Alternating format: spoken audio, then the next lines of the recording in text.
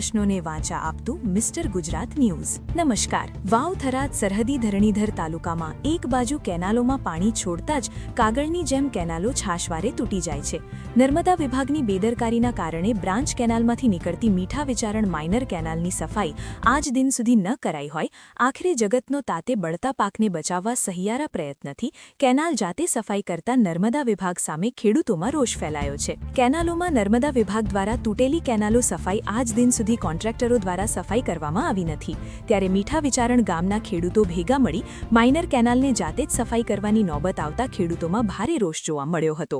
ખેડૂતોએ ગળશેશર બ્રાન્ચ કેનાલમાંથી નીકળતી મીઠા વિચારણ ડિસ્ટ્રીબ્યુટરી કેનાલની માઇનર કેનાલ કેટલાય સમયથી નીલ ભરાઈ પડેલી માટી જાત મહેનતથી ખેડૂતો ભેગા મળી કેનાલની સફાઈ કરી હતી।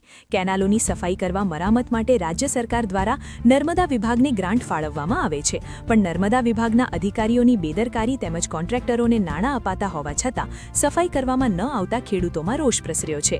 રિપોર્ટ વશાભાઈ વાલડિયા, સત્યતાની સાથે સ્પષ્ટવાદ। અને આગળ ખેડૂતોને રવિ પાકેથી ખેતરમાં પડ્યા છે, ફૂટ તૂટ થશે તો આની જવાબદારી પૂરી સરકારની અને જે નિગમ અધિકારી સાહેબો છે એમની રહેશે।